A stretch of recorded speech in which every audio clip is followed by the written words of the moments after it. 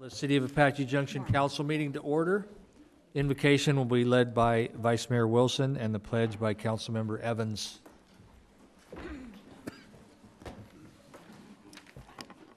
Heavenly Father, we are gathered together to perform city business this evening. Please be with us and our staff as we continue to strive to keep this community a great place to live. We ask for your oversight as we continue to work together for the common goal to preserve the community, great appeal for working together. We also want to express our continued thanks for the great weather we are experiencing this spring. We've been enjoying all the local activities outdoors and accomplishing several outdoor projects. We also enjoyed the short shower we had yesterday and the cool breezes. We again ask for your protective hand for our first responders, as well as our military members and their families wherever they are serving throughout the world. Bring them all home safe at the end of their shifts. In the Lord's name, amen. I pledge allegiance to the flag of the United States of America and to the republic for which it stands, one nation, under God, indivisible, with liberty and justice for all.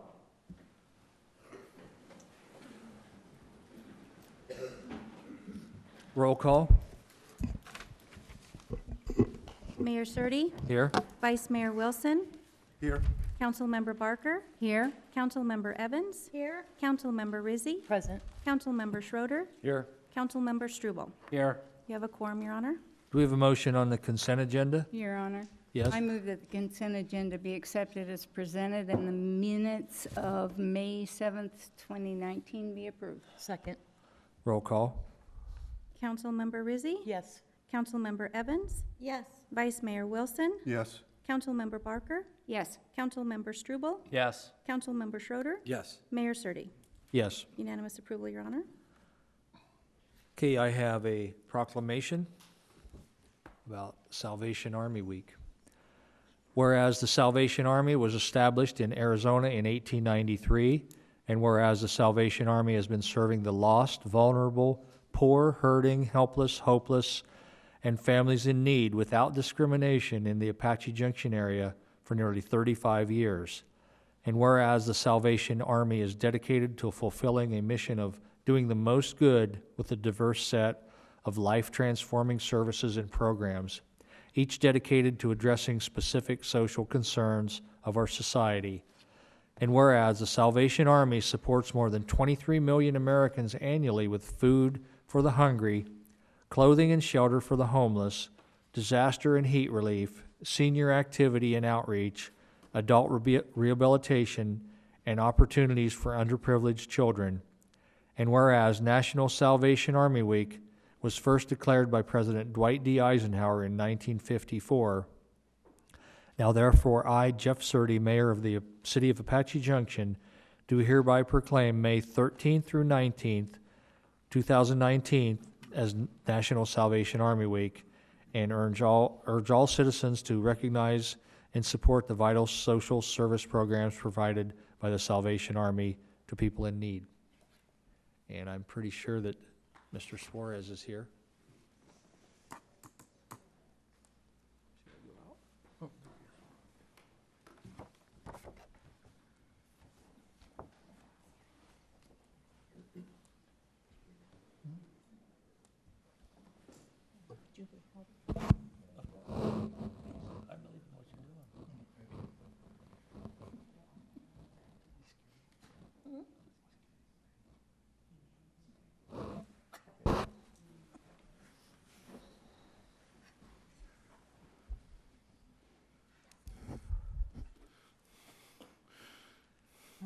Mr. Mayor and City Council members, I want to thank you for this opportunity to address you this evening. Just a few words of gratitude to each of you for recognizing the work of the Salvation Army here, especially in the city of Apache Junction. My wife and I came here 3 years ago, and we immediately fell in love with the city and its people and the mountain. And so we are so happy to serve here. and the needs of the people. The mayor outlined some of the history of the Army, but we here in Apache Junction, last year, I just wanted to mention, last year we served just a little over 28,000 people, whether it was in some form of assistance, whether it was rent assistance, food, we do utility assistance, all kind, whatever they come in need for, we have the resources, we help them, as the mayor said, without discrimination. And we are happy to do so. The other thing we're proud to do is we have youth programs that we invite our kids to come, boys and girls, to be a part of our scouting program, and we take them to camp each summer. We have a camp up by Heber that we take Apache Junction kids to, and we're really happy to do that, and they love it up there. And they have the opportunity to earn badges and learn a lot of life skills that they need as they grow up. So I want to thank you for your recognition today and for this proclamation. And I pledge to you that we will continue to work in and on behalf of the folks of Apache Junction. Thank you. Thank you. Thank you. Thank you. Major.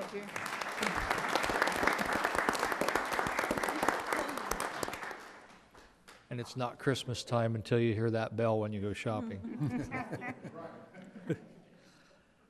Presentation of certificates of graduations for the 21st Citizens Leadership Institute. Mr. Al Bravo. Good evening, all. Al Bravo, Public Information Officer for the City of Apache Junction, Mayor and City Council.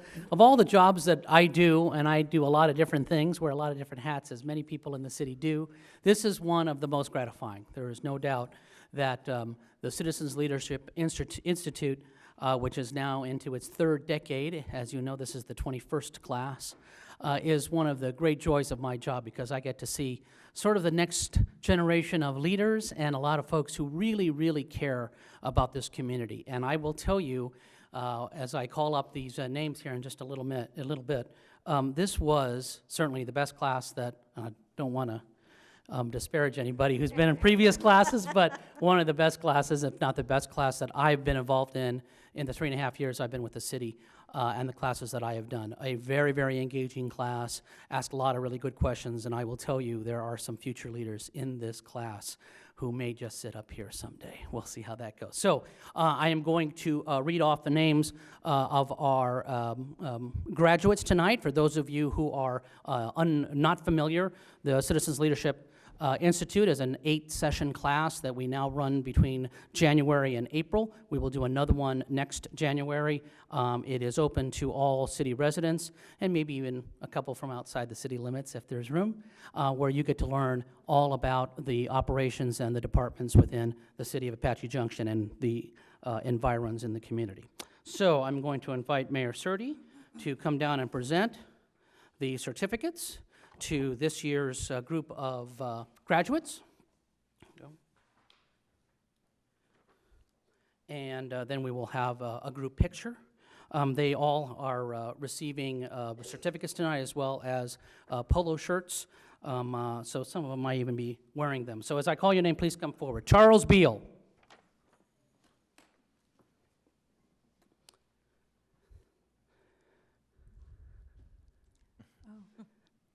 Gilbert Cancio.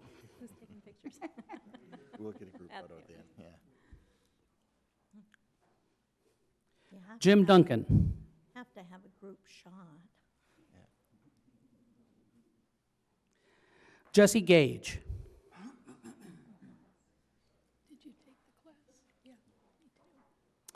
Jim Jackson.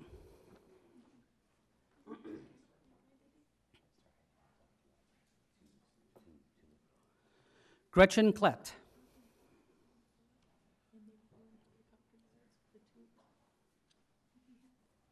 Jaime Lanza.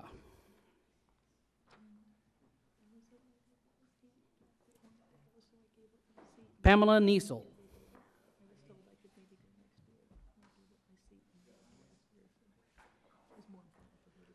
Shirley Uli. Dr. Katrina Steinberger. Annie Voyer.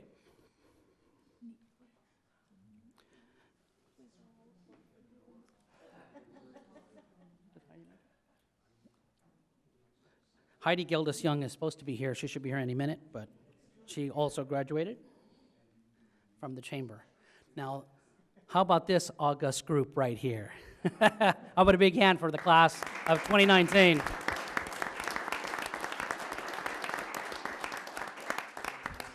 On behalf of the city of Apache Junction, I bestow on you all rights and privileges as graduates of the Citizens Leadership Institute. You know what? We need tassels. We need tassels to go from right to left or left to right or something like that. So thank you all very much for participating, for making a great, engaging class. It was a lot of fun, and like I said, I expect to see some of you up here someday, and we will get some pictures done.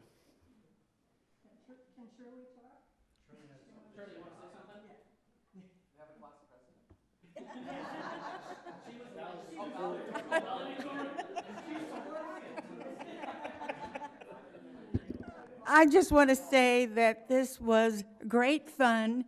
We really did enjoy ourselves. We had Al, who was very gracious, but we also had everybody from the city who really did go out of their way to give the best that they could give, to tell us exactly what their positions were and exactly how the departments work. So my hat is going off to everybody in the city, particularly to Al. And I do want to get a plug into my friends over at the development department. One of the classes that I really enjoyed the most was what the planning development people did. So my plug goes out to them, but also my plug is out to everybody in the city as well. Thank you. And I'll give you a clap.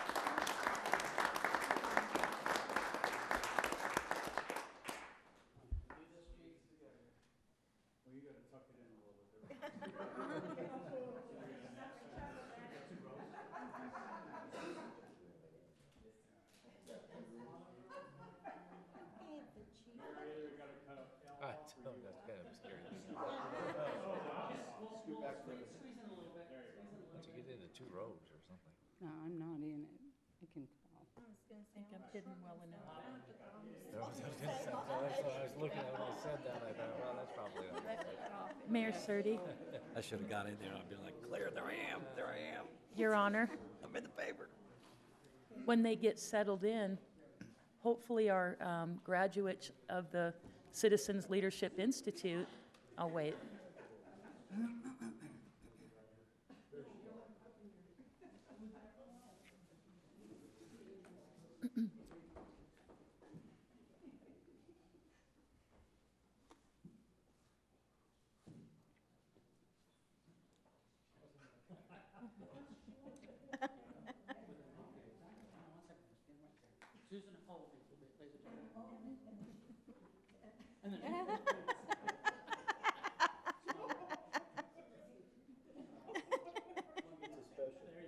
I'll Photoshop it.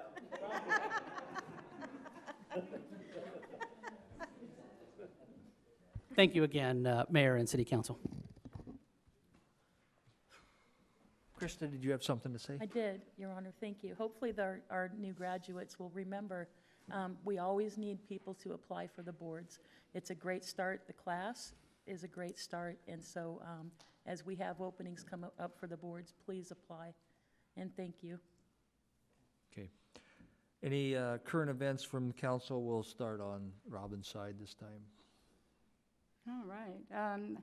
Well, many of us had the privilege of attending the DARE graduation. Speaking of graduations, it was wonderful. They combined all three schools this year. It's the first year they've done that.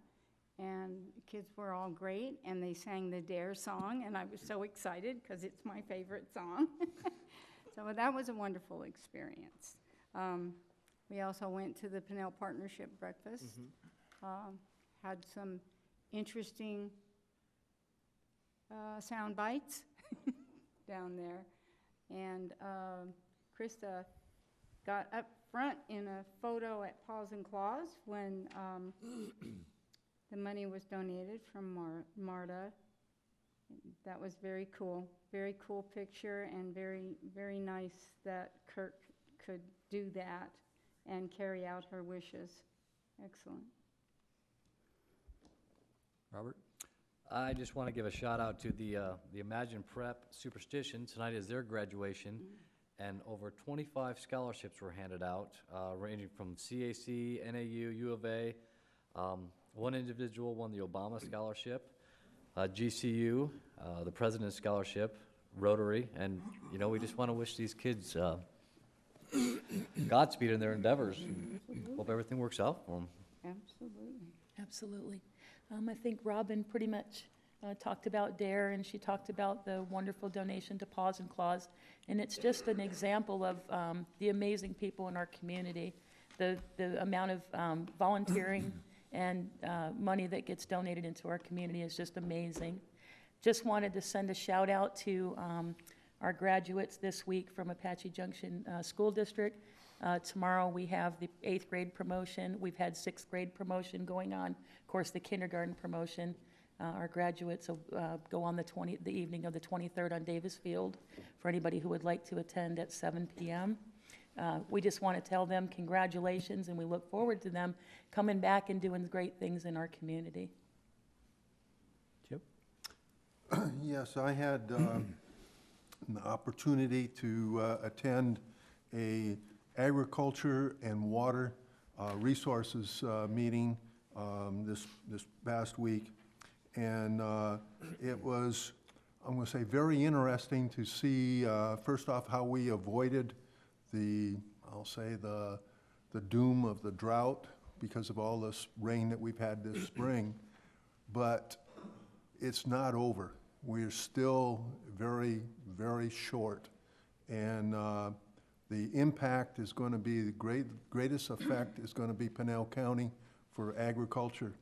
And so definitely want to remind everybody that just because we've had all this rain, including last night, some short shower, we're still in the desert and still have a water shortage problem.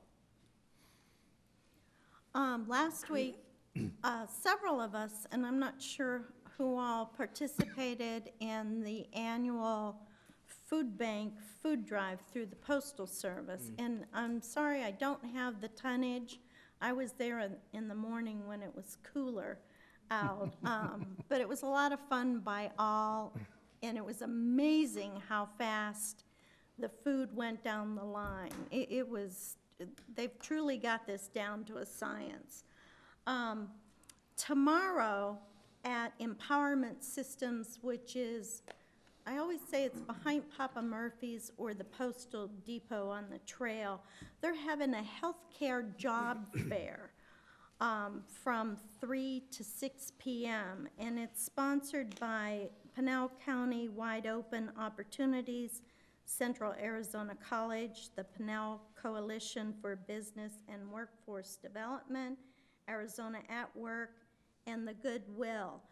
The veterans have first come between 3 and 3:30, and then at 3:30, it's open to the general public. So if you're looking for a job in healthcare, that'll be the place to be tomorrow.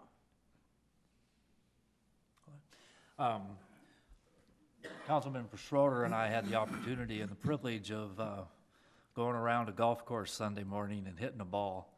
And the Apache, or the Friends of AJ held their annual fundraiser out there. His team did better than mine, but we had more fun, I think. Much. Yeah, they did much better. But it was a great time. They told me today that after expenses, they raised approximately $6,800 for the cause, so that was a good deal. I think everybody had a great time, and just another opportunity of people out there giving to the community. The DARE graduation was amazing. I think that was a great idea to have them all together. In the years past, we always had to go to each individual school and it just took a little bit more time. And having the kids all there together, I created a community amongst all the kids. We had the high school graduates come do a walkthrough, which really added to a lot. And the kids that did their speeches, they had 3 kids from each of the elementary school do speeches as to what they got out of the DARE program and what they see their future. And it was very inspirational to hear 5th graders talk about that. The last thing is, we have a young man in our community, Logan Reichwald. Last year he went to nationals at the bull riding up in Huron, South Dakota, and he made it again this year. He was going to be going up there in, I think, 3rd week in June. And he's a great representative of the young people and a great representative of Apache Junction and what we stand for. So if anybody wants to help the family defray some of the costs, that would be great. Yeah, for the food gathering event, Bryant Powell was there and the chief were there. And they were actually working too. They don't just go just for photo ops. They actually unload them and send it up the line. So also, about a year ago, we had a very generous donation from an artist, Merrill Orr. And he is so magnanimous. We tried to get him to come here to the council members to give him an award. Well, unfortunately, he's moving out of the area. So I went and tracked him down at his house and gave it to him. And so he was such a giver. He just wanted to give, and he didn't really want any recognition. So that was awesome. Also, coming up, Memorial Day. A lot of people don't realize what the meaning of Memorial Day is. They just think it's for sales and whatever. But at Mountain View Cemetery, right down the road, on Memorial Day, I believe it starts at 9 o'clock. And it's pretty much, even though it's right out of the city, it's pretty much run by Apache Junction. We have both of our VFWs there. I think 7968 is the host this time. The Legion Riders, the Knights of Columbus, everybody is there. So if you want to watch a moving tribute to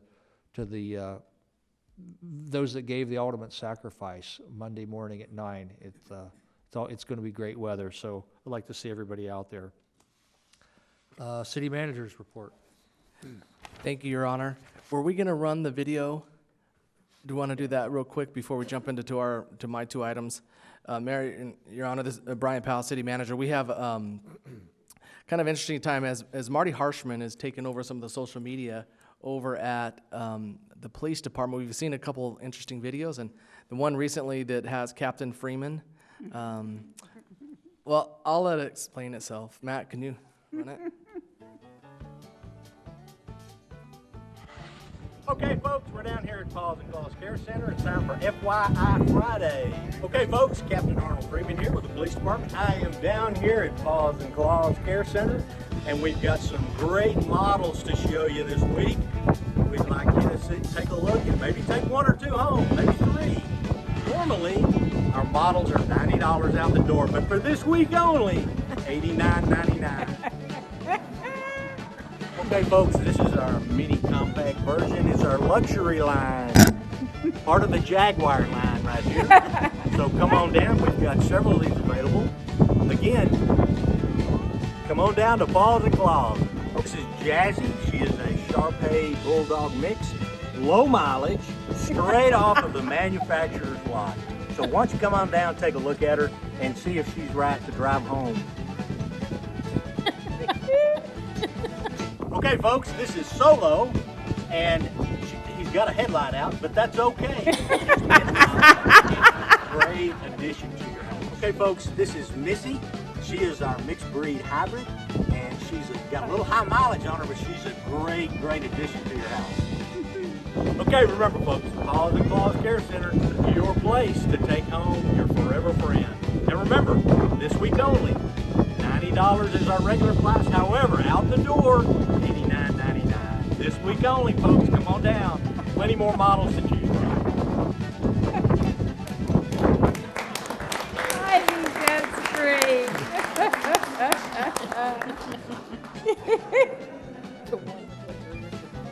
That's great. It's a Just great. great opportunity to showcase the great talent, skills of city staff, and Captain Freeman's such a sport, and he says we all have the accent, and Yes. it's awesome. Part of the Jaguar family, right? And low mileage, and the headlights out. So we're having fun, getting our best foot forward, and that shelter is really a super diamond in the rough. They do so much with a very minimal budget, and we appreciate your support and continued support of the Paws and Claws, and our staff are thrilled to the support the community gives them and how much we help one another. Our dogs are pretty much almost a no-kill, as close as we get, and of course cats a little bit different, but we're working really hard on that. So And kudos to other that cities- group. Other cities don't even have one. They all go through the county. Right, so in Maricopa County, whole different system. Same even in Pinal County. City of Casa Grande and AJ have set up, hey, this is a priority to us. Just as a reminder for all those who may be interested in boards and commissions, this is my first announcement. Yes, it is very important that as many people have an opportunity to participate in government and local government and stay engaged. So I will be sending out August, September announcements for the October timeframe. So just be aware that those will come to the community about that time frame.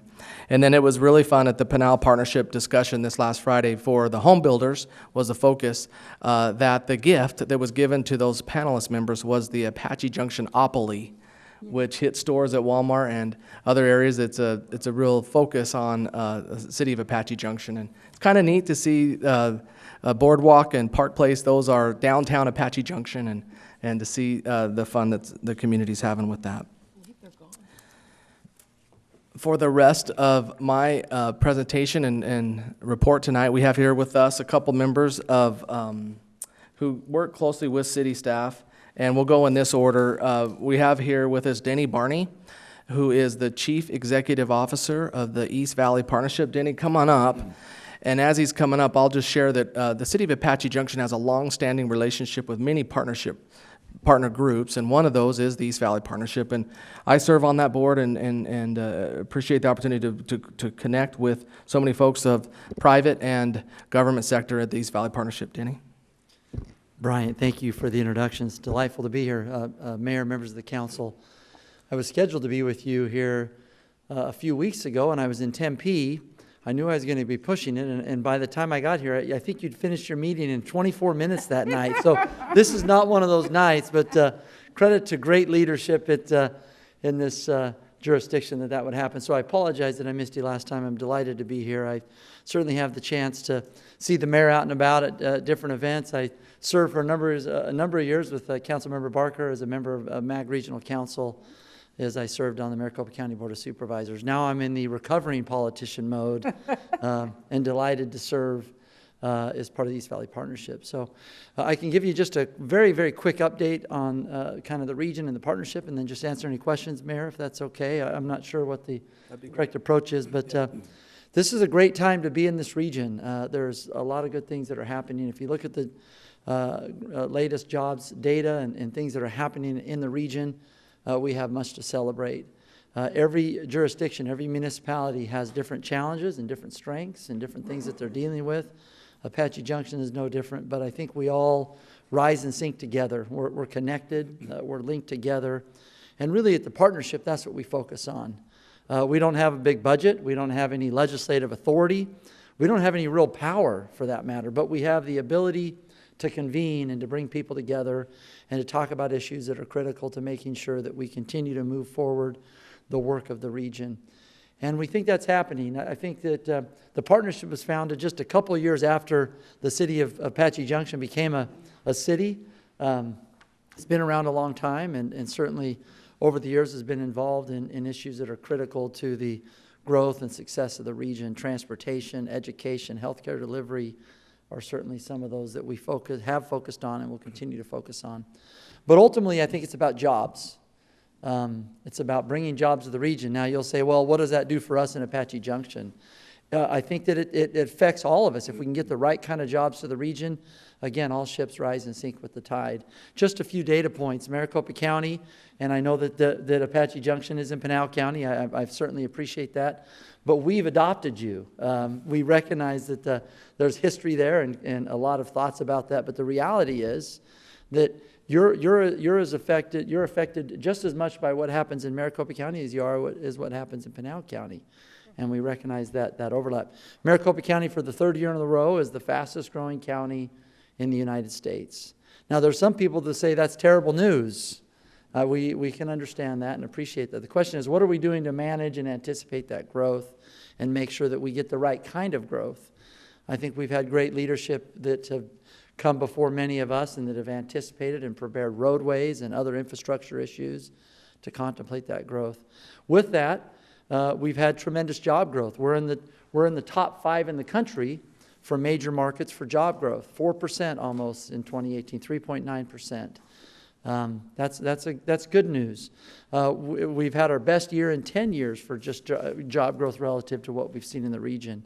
And we're seeing a lot of those wins that are coming out here to this part of the valley. Everybody talks about Phoenix. We recognize Phoenix as the 800-pound gorilla. They sit in the middle of the region.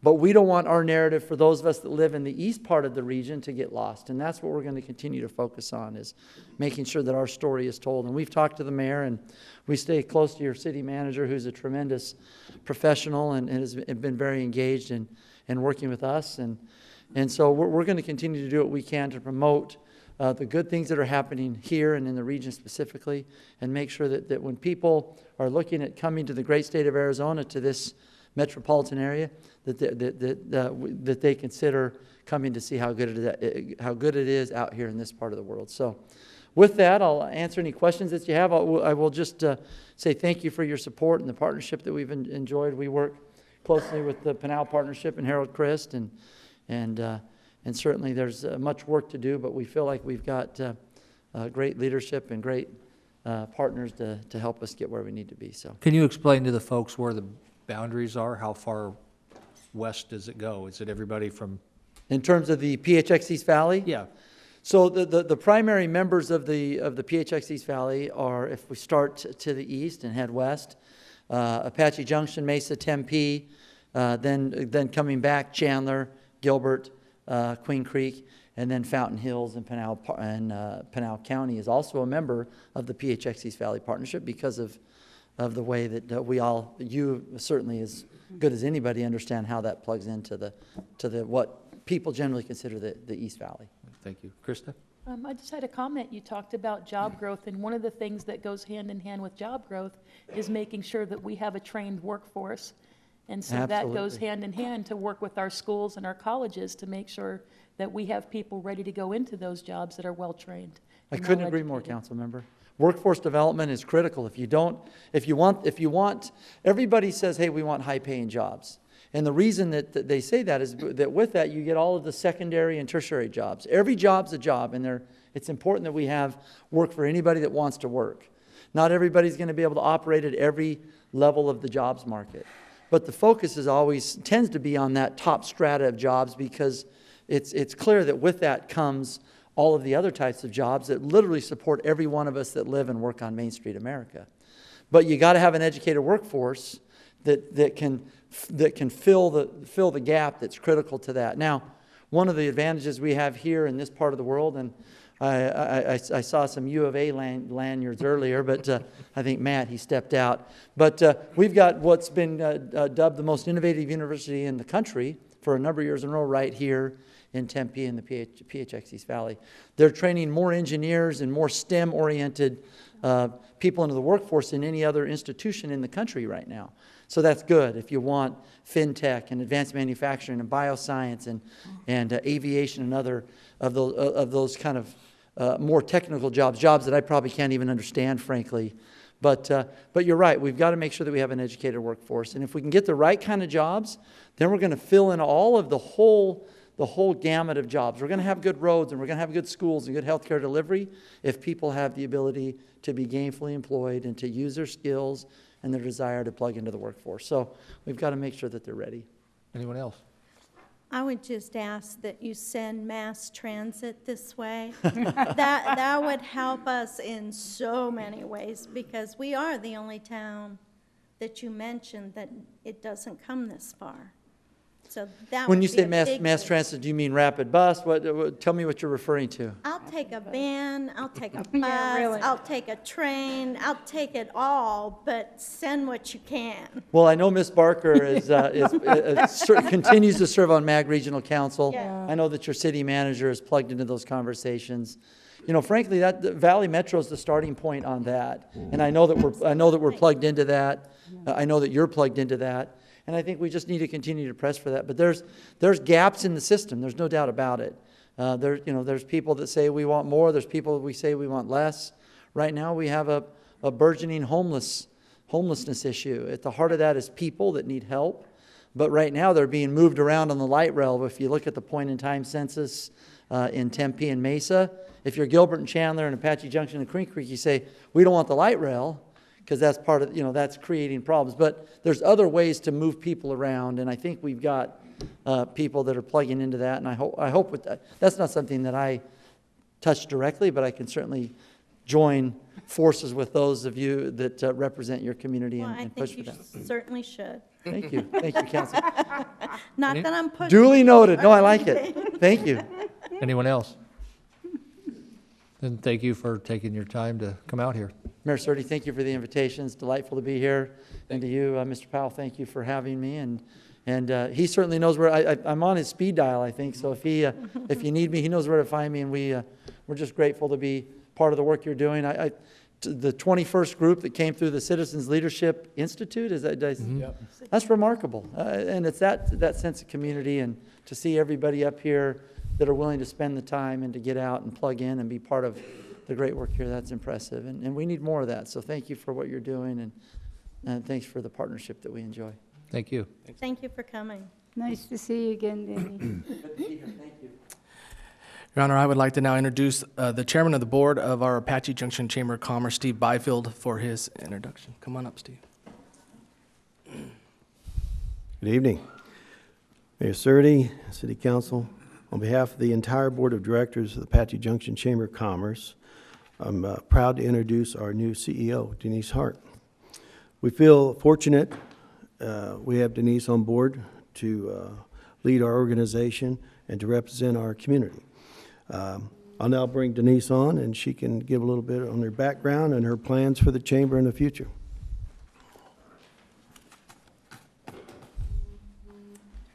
Thank you, Steve.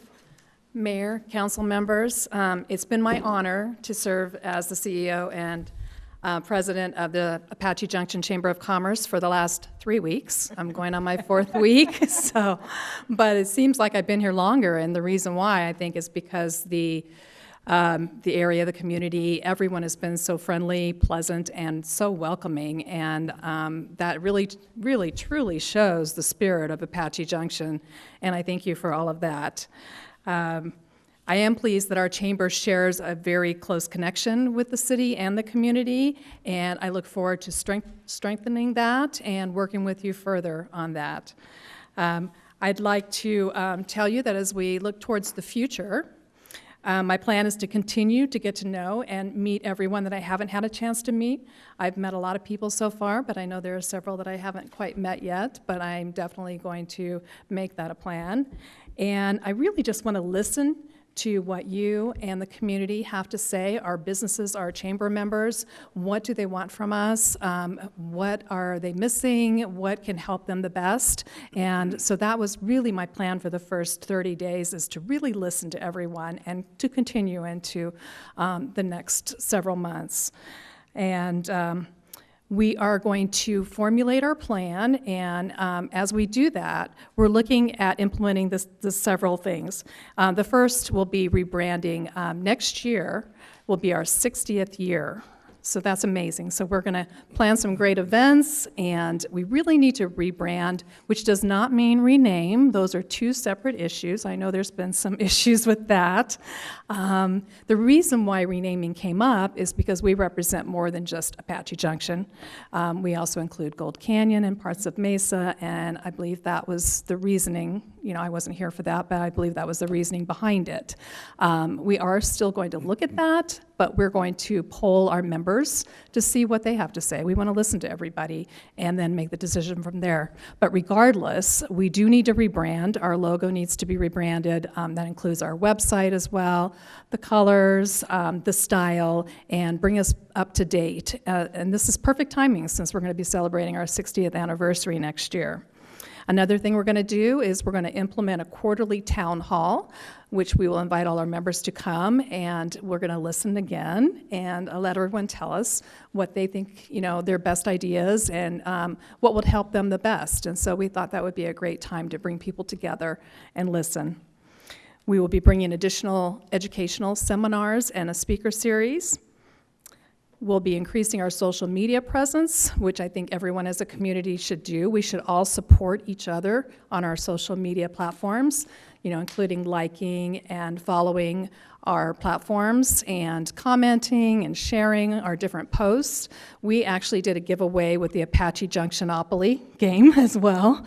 Bryant and I were talking about the game coming out, and we are awarding our first prize on our social media platform on Facebook this Wednesday, so you still have time to enter. We also are going to, of course, member recruitment is always a big issue with the chamber, and we are going to implement some plans to further increase our members and our retention as well. Looking at our upcoming events and programs, I want to promote some of the things that we're going to be doing. Shop Local program started May 1st, and it's going strong. We have a lot of businesses that are participating. We've sold over 200 cards. And it's not too late for our businesses to participate, and so it's going to be a really good program for us. We have our annual Community Awards Banquet coming up, and that's going to be Thursday, June 27th from 5 to 7:30 p.m., and this year we're theming it a Hawaiian luau. So it's going to be a lot of fun. We've got some forms over there to be picked up where you can register for a seat or a table, or you can be a sponsor.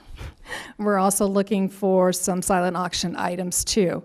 So all of the information is over there. Also, since this is going to be an event that we are promoting and awarding our businesses, our volunteer of the year, police officer of the year, our firefighter of the year, we are still looking for nominations. So nomination forms are over there as well, and they're also on our website. And please nominate your favorite business, volunteer, firefighter, police officer, teacher, professor, because they deserve to be recognized, and that's what this event is all about, is to recognize all of those leaders within the community. And it's not too late. Monday is the deadline for all nomination forms to be received by our office. So please nominate. That's all I have right now. I want to thank you again for inviting me to attend and speak here at the City Council meeting, and I welcome any questions. I don't have a question, but I'm just pleased with your tourism background. I think tourism is underused out here, even though, I mean, obviously we have the mountain and the gateway to everything, but still, I still think there's a lot more that we can do there. And also, I know the Chamber's going to be a big part of our 100th anniversary Founders Day coming up in 2022. So that's going to be exciting, and more rebranding. So any more questions? Thank you. Just welcome. Yes. Oh, thank you very much. Everybody's been so great. So I'm really excited about the opportunity to work with this community. So. Okay, thank you. Thank you. Thanks again to Denny and Denise. Thank you for your reports, and Your Honor, that concludes my report tonight. Okay. Public hearing consideration of application for a new Series 9 liquor store license for Hank Chow of Canyon Food Mart. Jennifer. Your Honor, this liquor license is for Canyon Food Mart located at 1000 East Old West Highway. This is a Series 9 liquor license, which is a liquor store license. Once issued, it is transferable from person to person or from location to location within the same county it's issued. It allows for the sale of all types of liquors only in the original unbroken package to be taken and consumed off-site. Comments have been received from city staff and from Superstition Fire District. All are recommending approval. The applicant was notified of the hearing tonight and asked to be present to answer any questions the council may have. Would the applicant like to say anything? You don't have to, but you can if you, it's a free commercial. Yeah. You can talk about crispy, crunchy chicken with, yeah. Okay. Looks like he doesn't want to speak. Any discussion among the council? Yeah. Yes. It was mentioned in the, in one of the reports, I believe it was from Larry, the suggestion that this person would have an increased development fee. And I guess I'm wondering, is this a norm? Is this standard operating procedure that when a business changes a room from X to Y that we increase, or would we decrease it if they went from a use to storage? Could they get a refund? It seems really weird. The first part is simpler, but an addition to the building was made, and at the time it was proposed to be storage. So if there was the gas station there, when you change product out, we're not going to do an increase or decrease. But there was an addition to the building made, and at the time, they only paid part of the fee because it was going to be used for a certain type of use. So now, instead of storage, it is a retail use. So Mr. Heng has already paid the difference. Is this normal? Yes? It's Do we do happened a this with few other times. I think businesses? probably in 18 years, I think I can count 2 or 3 times. I was going to say, I don't. It is, recall. so- It's not normal, but it It's is not- allowed, and, Yeah. and that's what happens in the ordinance. So we'll be Yeah. talking about the development fees and the ordinance coming up. Okay. But our ordinance, another example would be, Mediacom moved over to Old West Highway, and they went from a warehouse use to part office space. And as they remodeled the space and changed the occupancy and the amount of traffic that was there, we had them pay a fee for that conversion to the office space. Okay, So so- it's allowed in the ordinance, so it's if- not common, but If they reverted that back to warehouse, would we give them a refund? they could petition for that, certainly. Interesting, thank you. This is a public hearing. Would anyone like to speak on this item? Hearing and seeing none, I'll close the public hearing and ask for a motion. Your Honor, Yes.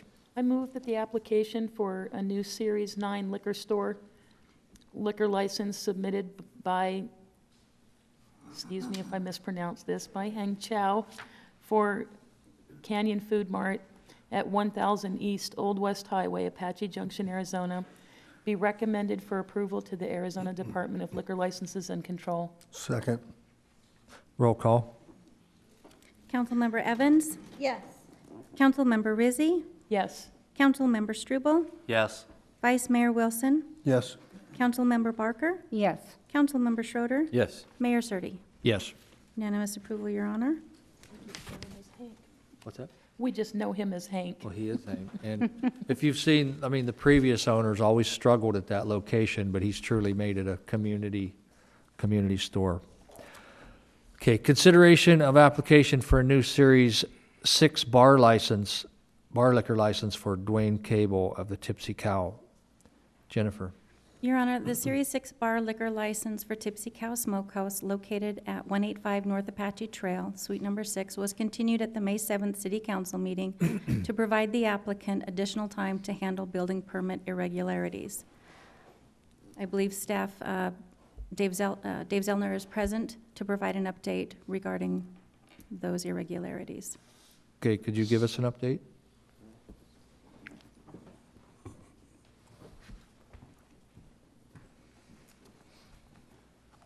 Mayor and council, I believe some information was shared earlier today. I met with Dwayne and Steve Leitzel the Friday after the May 7th meeting. went over the items we were kind of trying to work out. We departed with thought and understanding of what was going to happen. We received some information yesterday, and then some has come in today. We still have a missing piece or two to get the permit issued. So that's kind of what I can tell you right now, is that we've gotten some information. We haven't completed the process, so that's where we're at. Okay. Any questions of Dave? You look like you have a question. Well, I just wanted to know, did they identify a licensed contractor yet? For the work that was done on the That bar and they- stuff, no, they have not. They've done the electrical and the plumbing part. Okay, but, so, they still don't have the permit because they still don't have a licensed contractor.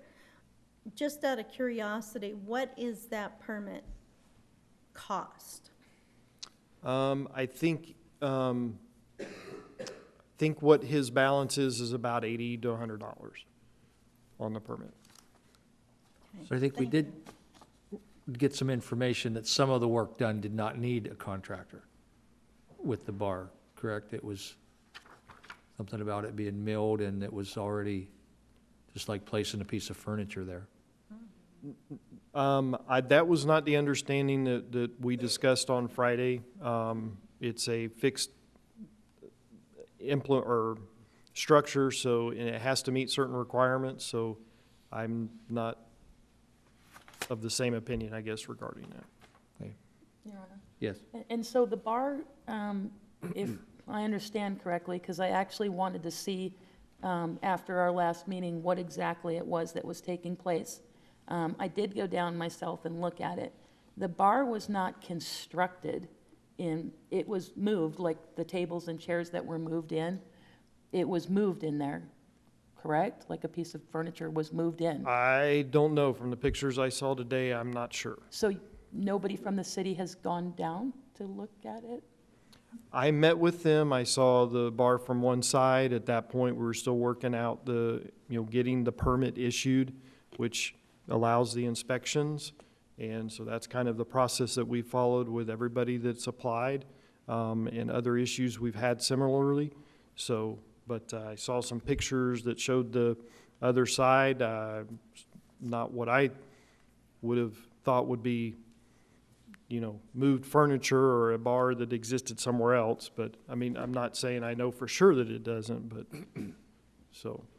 So my question is, with this bar, we've got everything else signed off by a contractor, and it is. Well, we have been given information of what contractor is taking responsibility for work. This work occurred before the contractor was hired, and there's still some issues to resolve on that, but we haven't gotten that far because we haven't gotten the permit issued.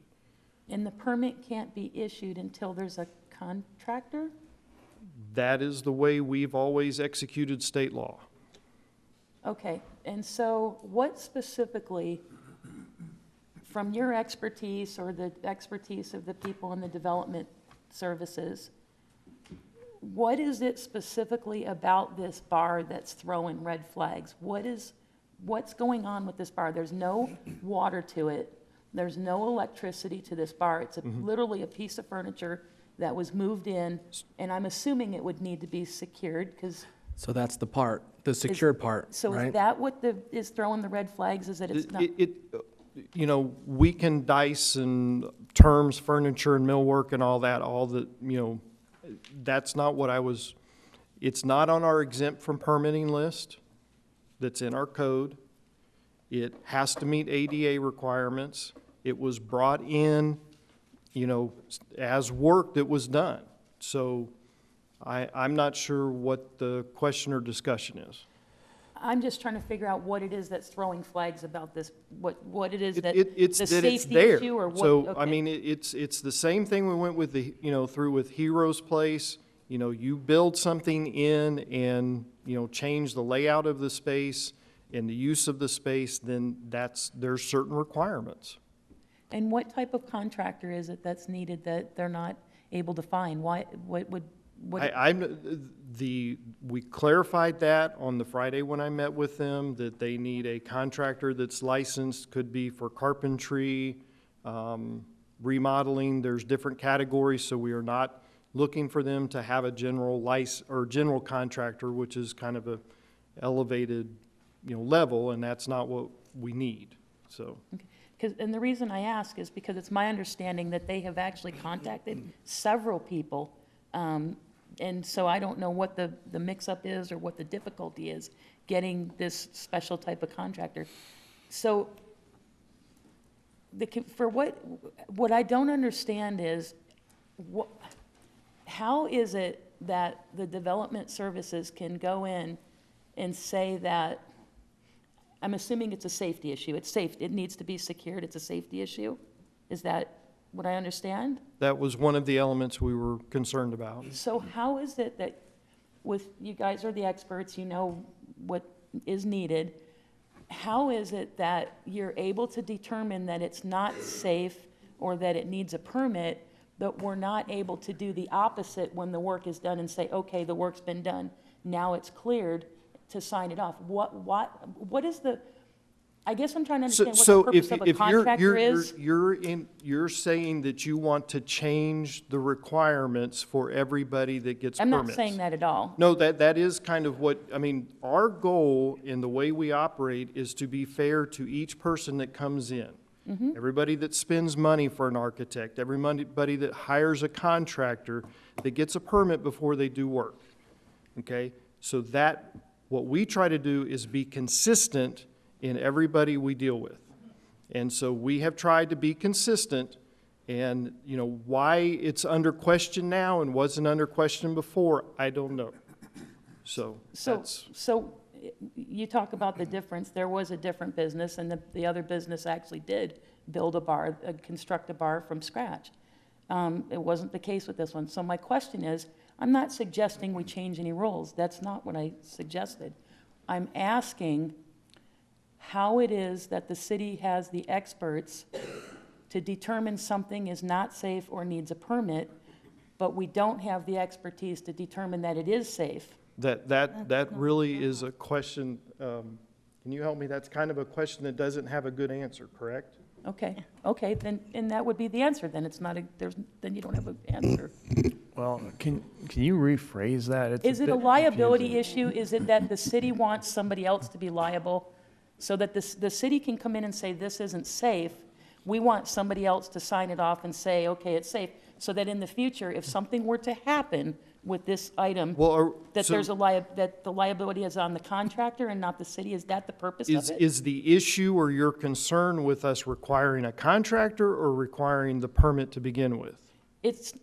I'm asking what it is that's throwing the red flags and how it is that we can go from determining something's unsafe to not being able to determine that it's safe. If we have the expertise to say this We've never said that it was, that doesn't, I'm confused. Mr. Okay, Mayor. so we're not saying that it's unsafe. Mr. Mayor, if I may. Yes.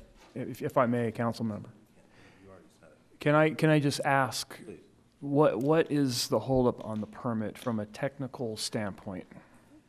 We are required to have a contractor for commercial projects on the permit. And is there a contractor, a general contractor now? For this, so when you get a license to be an electrician, you're licensed for your electrical. You're not licensed to do carpentry.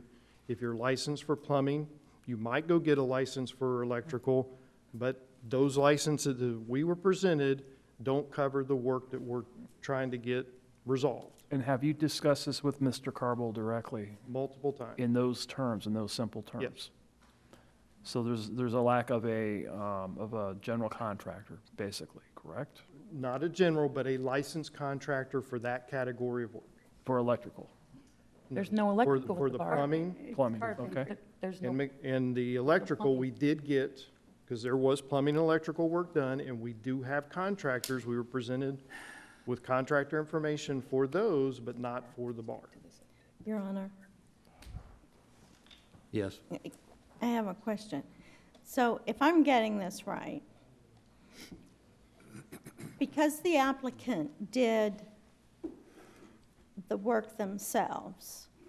A licensed contractor is not willing to go online for the work that someone else did, because he, in essence, then, whoever signs off on it his license is liable or in jeopardy if something is wrong.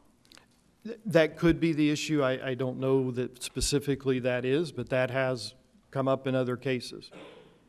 Where the applicant did the work, but Right. then to do it correctly, a licensed somebody has to sign off. It would be like I would let someone write a real estate contract other than myself, and I would sign for it. I wouldn't do that.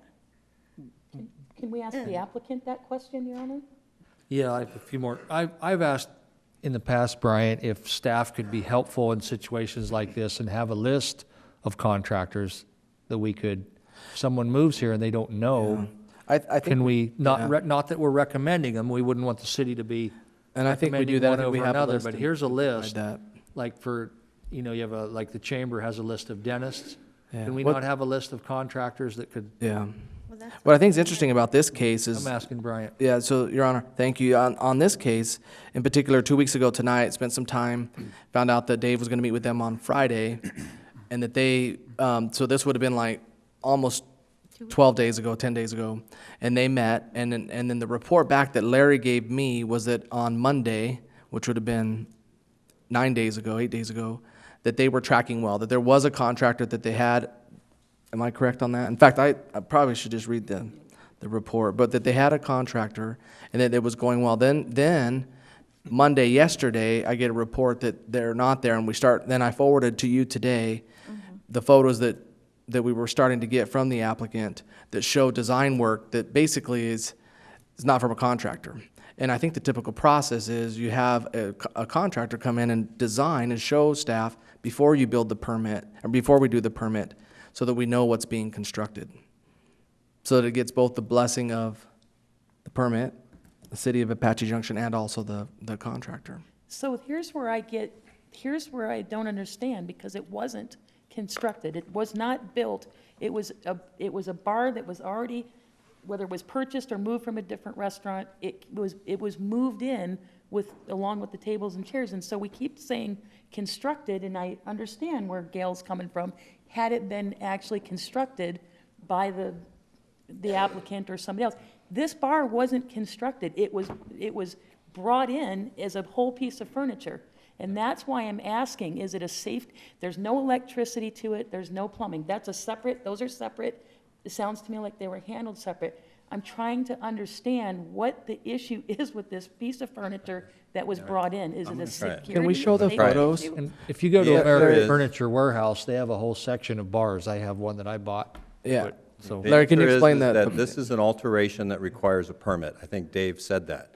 The fact that it was built somewhere else, brought in, it is an alteration that requires a permit to the building that's already there. And the other question is, can we inspect things? We inspect things after a permit is issued.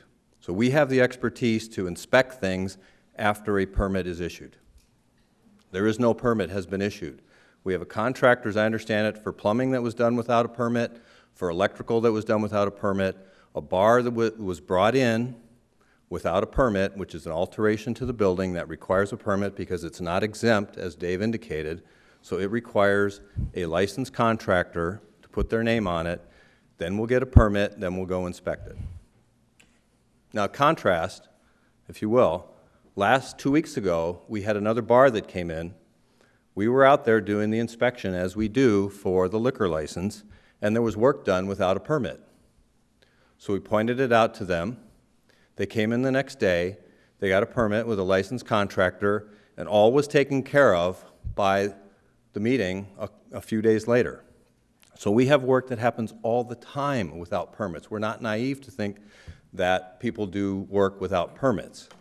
The troubling thing is here is we've already been through it once with this applicant in another building, and the fact that we've had meetings with this applicant before and then work was done without permits, that's why we're even having this conversation tonight. Which, by the way, is a liquor license. Yeah. So that's a whole nother thing. And so we have before, I'd love to show the photos. I'd love to have you see those, but we're trying to, and then I'm not an expert, but it sounds like what we're trying to do is make sure the anchor of the bar And it meets ADA. and those two issues, and that the bar itself will meet ADA. Can the applicant answer some questions? I think there's some ADA work has been done.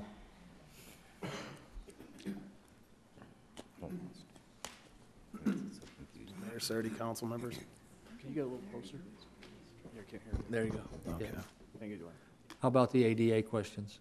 The ADA, that's been, we received an email from Dave based on what he thought how we should handle it. So I had a contractor come in and do the work based on like the measurements and everything that he had that he had emailed me.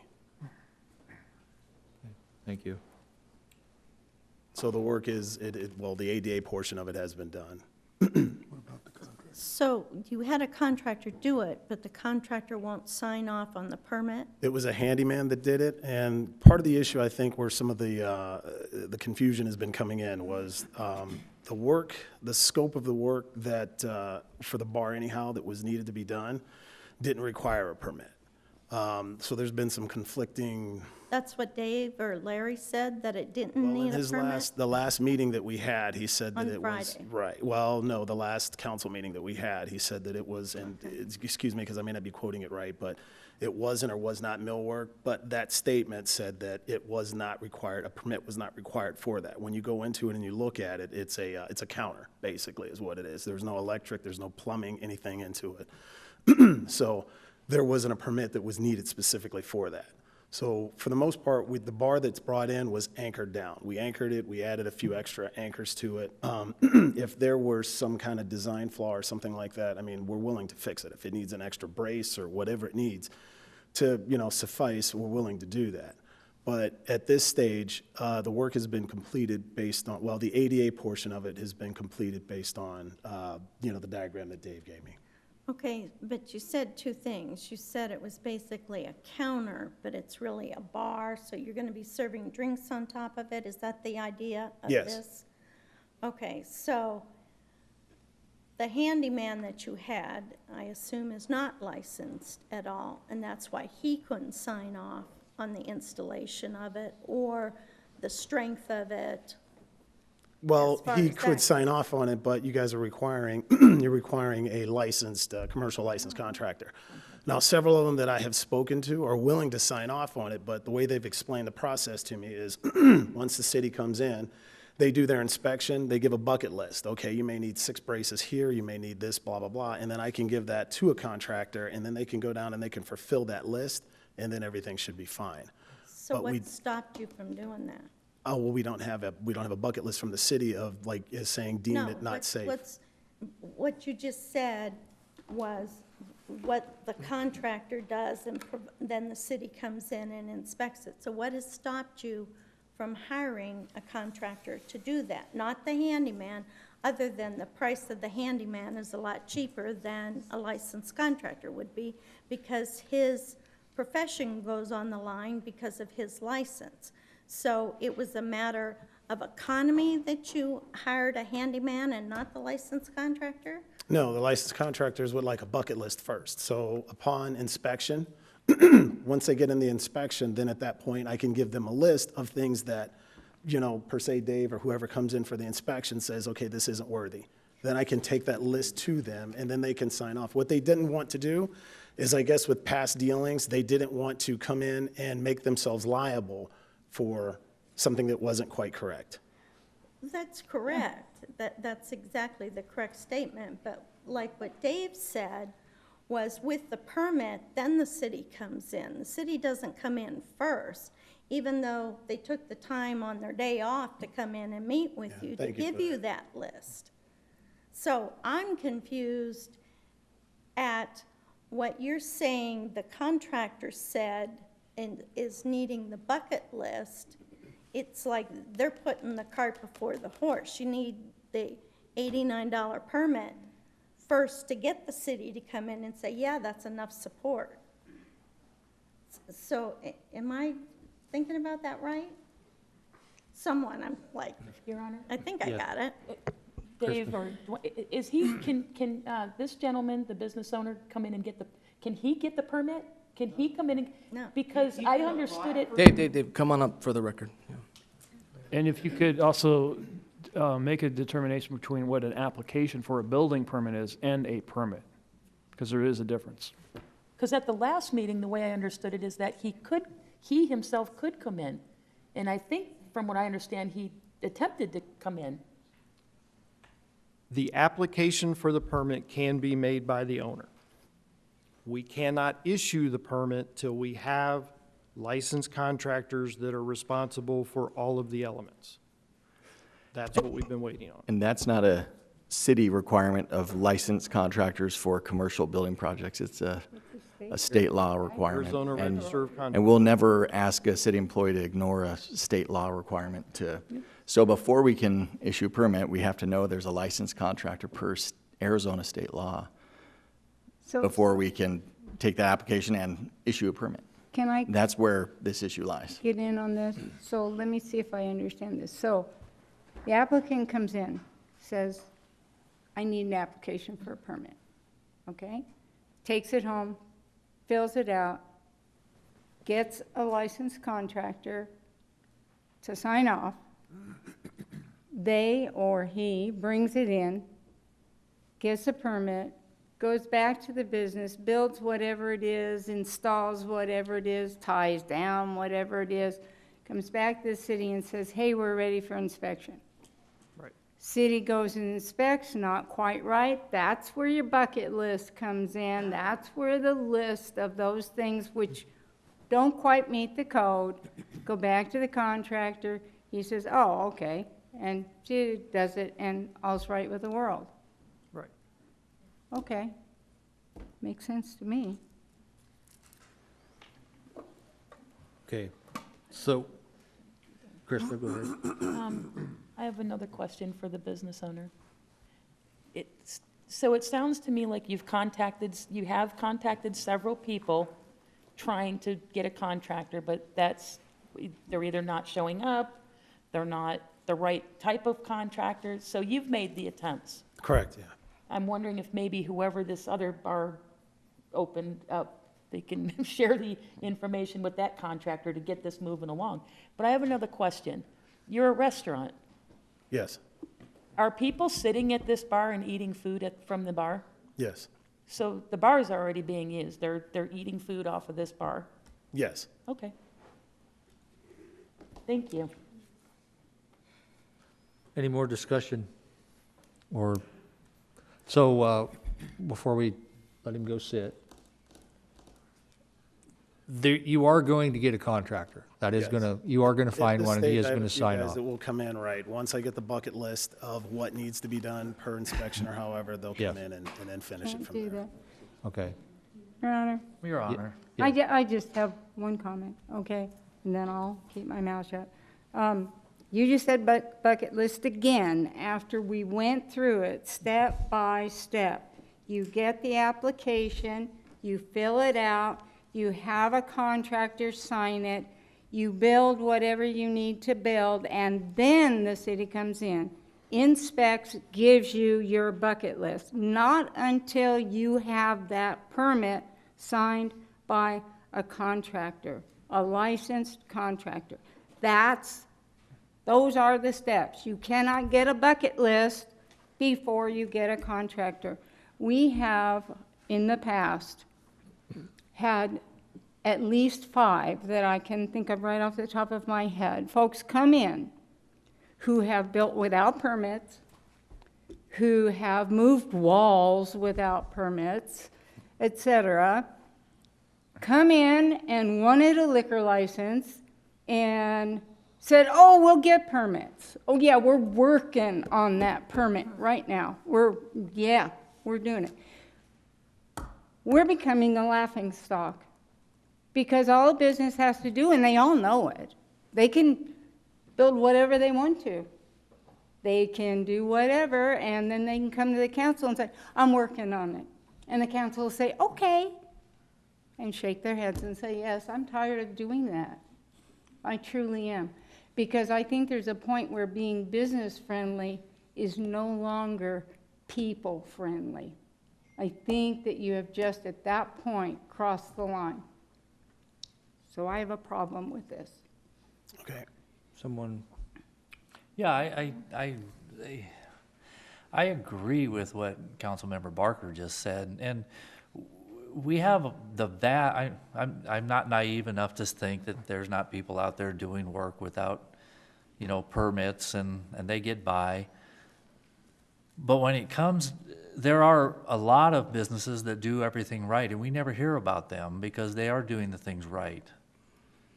And, I addressed this 2 weeks ago, and as it was said, there is a history here that we were told things were going to be happening and they didn't get done the way they were supposed to be done. And it does, past history does count, and it does at some point tell us what the future is going to be. And yeah, we have had people in the past, just like Councilmember Barker said, come in and express that if we give them the liquor license, they're going to get stuff done, and then maybe it does, maybe it doesn't. I don't, it's kind of tough sometimes to tell. But the process was very well delineated just 3-4 minutes ago as to what has to happen by city ordinance, by state law, and it's not the bucket list first. It's go out and get the plans, get the contractor to sign off, get the permit, build, install, whatever it might be, get an inspection, and then find what the bucket list is, if there are any things that need to be done. And so I want you to understand the process that needs to be done here. Well, I understand the process to an extent. I'm not a construction guy, never have been, probably never will be. So the process for me, obviously this is the second time that we've gone through this.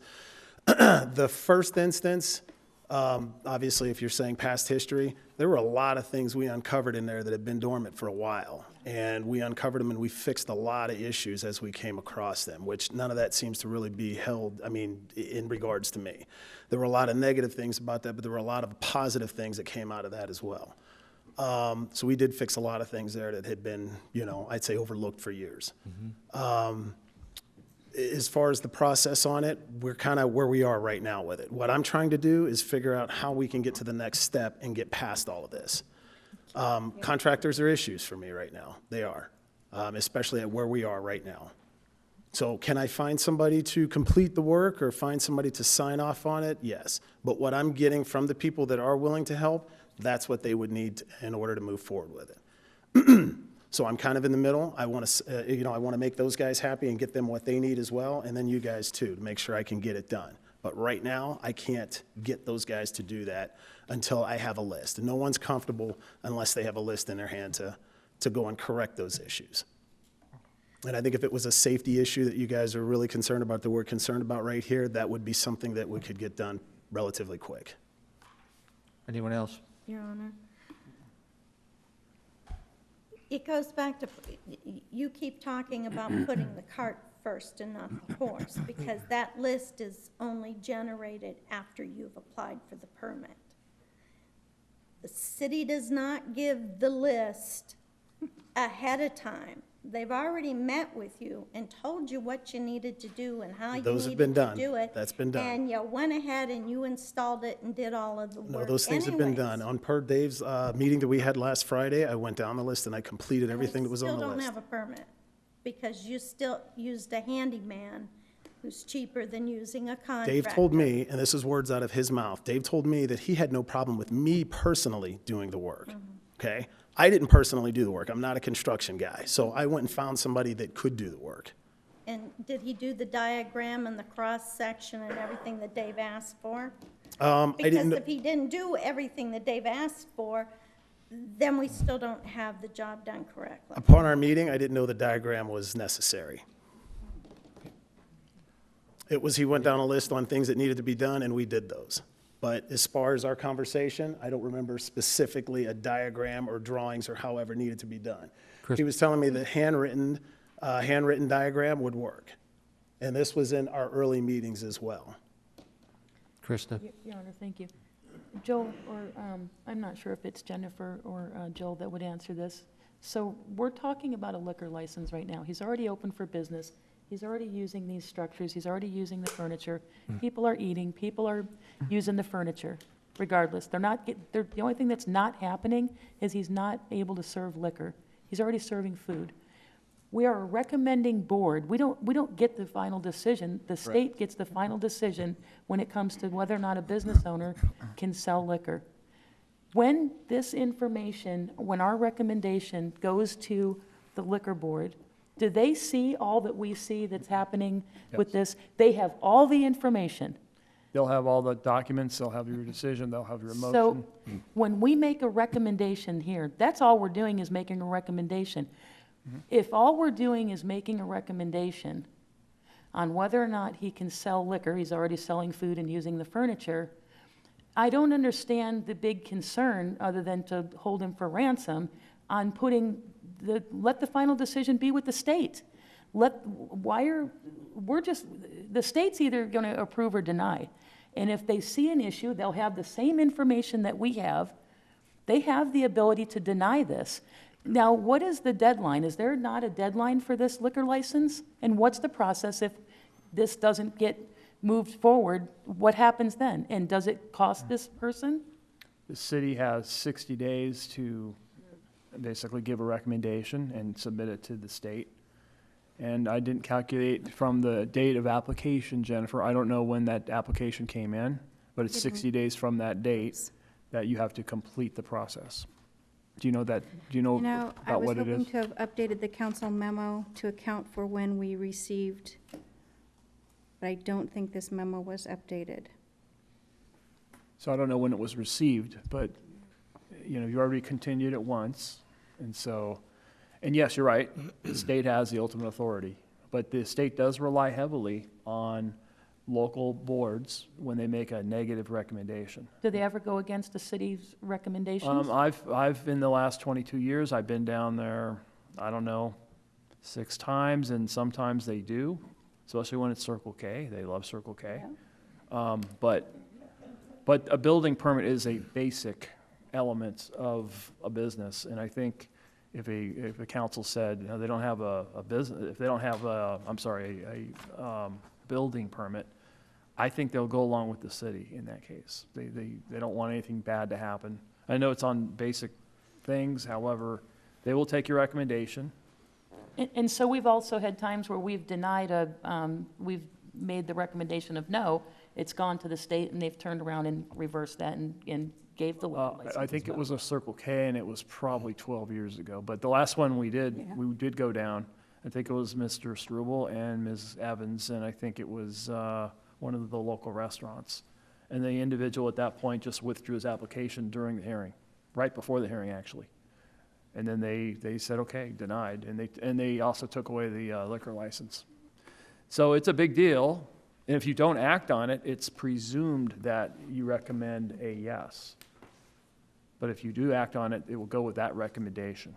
Were we able to find the date? Yes, April 1st was when the city received the application, so we are 51 days into this. So how long will, if they act on it tonight, how long will it take you to transmit the record to the state liquor board? Depending on the recommendation from the council, if it's approval, the documentation that I supply them is very limited. If it's a denial, then I gather up all of the information, and that may take me a day or two. So maybe Monday I would mail out the information. So you'll make the 60 days? No mail on Monday. Yes. Tuesday. And I send it certified mail just to make sure they do receive it. Thank you. They lost the last one. I think you email it too, right? Pardon? I think you email it too, correct? I think there is an email address we also send it to. Yes. So they do get it, and they'll probably, if you act on it tonight, either way, they're going to get it within 60 days. And surely, Councilman Reese, you're not suggesting that we just recommend approval of all of them because the state has the final say? Surely not. No, I think that I'm not saying that at all. Obviously, they each individually come before us, and they each are individual situations. That's the purpose that they come before a panel of people from, different backgrounds. I'm not suggesting that at all, but I think that's the reason we have this opportunity to look at them each individually. Okay, well, I would have a different opinion that we're becoming a laughingstock for approving things. If anything, I think our reputation would be that we're not helpful, and there's a lot of ways we could be more helpful to the businesses. Well, we could be more helpful to our citizens too, Mayor. I think there's two groups of people to think of. I'm a business person. I understand what you're saying. I would like the city to be very nice to me as a business person.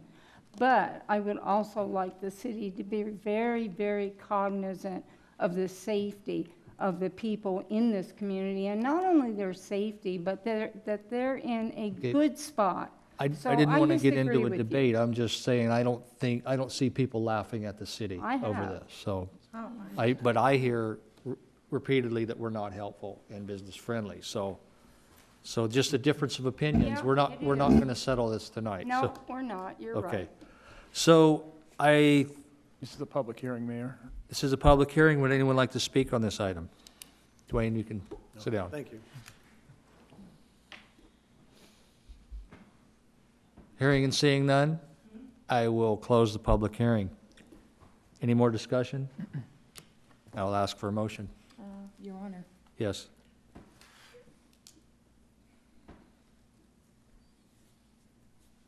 I'll do it.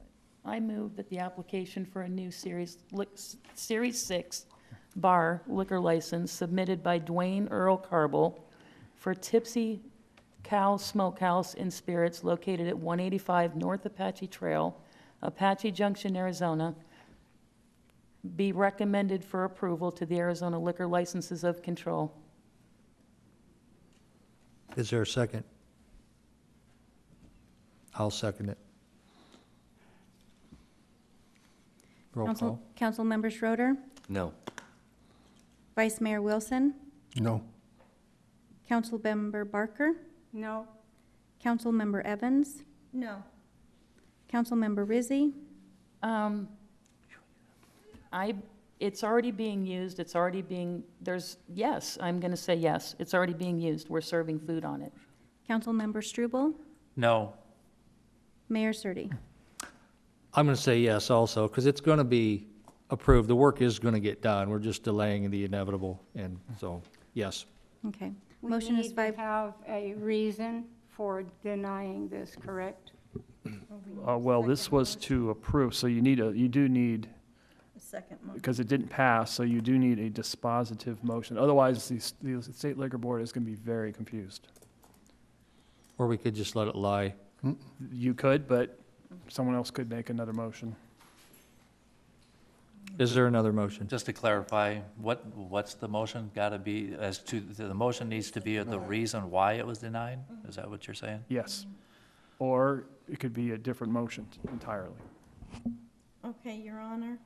Yes. I move that the application for a new Series 6 bar liquor license submitted by Dwayne Earl Carble for the Tipsy Cow Smokehouse and Spirits located at 185 North Apache Trail, Apache Junction, Arizona, be denied for the reason of lack of building permits in the construction of the bar to date. Second. Roll call. Councilmember Schroeder, Yes. Vice Mayor Wilson, Yes. Councilmember Barker, Yes. Councilmember Evans, Yes. Councilmember Rizzi, No. Councilmember Struble, Yes. Mayor Surtee. No. Motion passes, Your Honor, 5-2.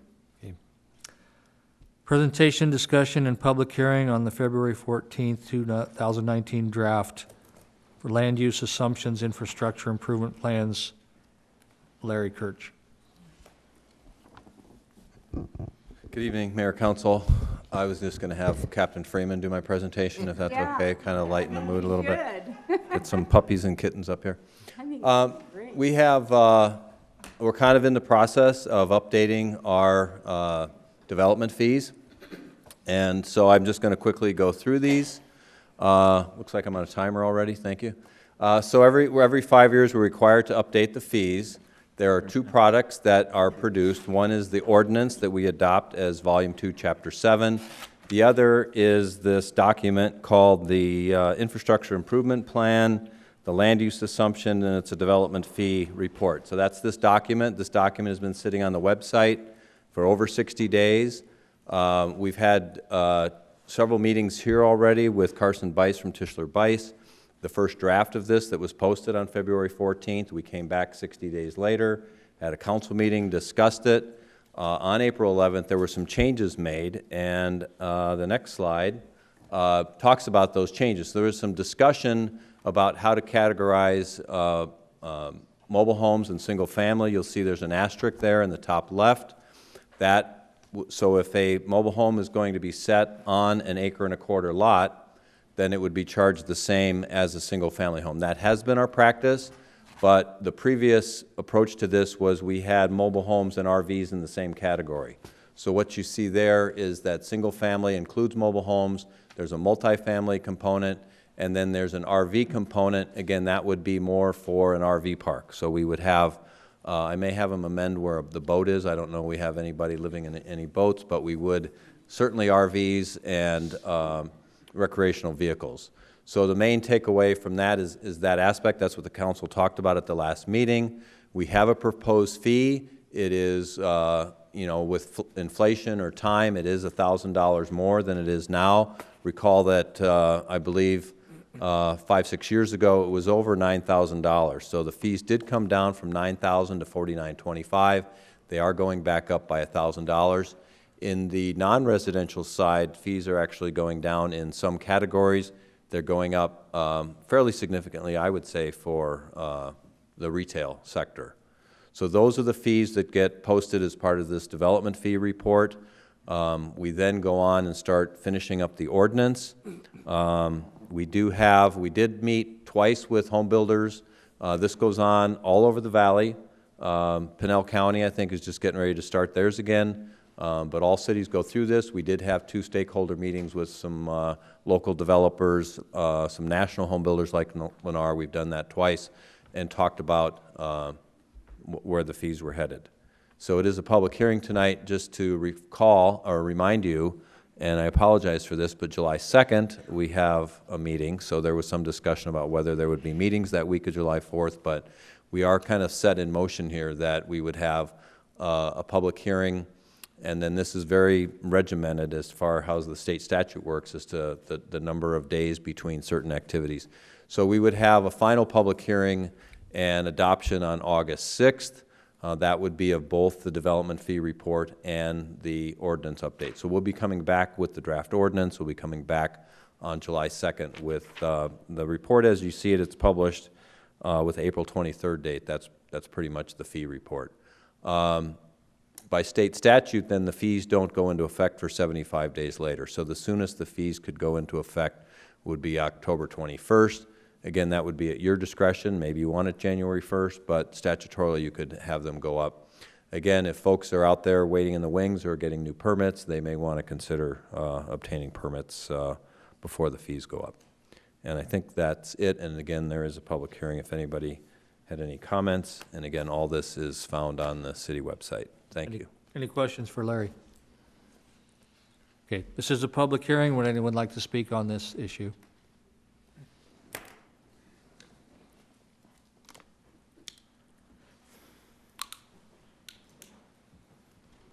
Hello, Mayor, Council. My name is Tim Sheehan. I'm the owner of Apache, excuse me, AJ Apartments in Apache Junction. I live in Queen Creek, Arizona. My concern with the fees, they are, I know the home builders are okay with them. They're selling multi-$100,000 houses. I'm wanting to start building apartments. The fees between apartments, multi-units being apartments, and single-family homes are pretty close. I like building affordable apartments for people. for working employees. I know we talked about that earlier in the meeting. Our rents right now for studio apartments are about $535 a month.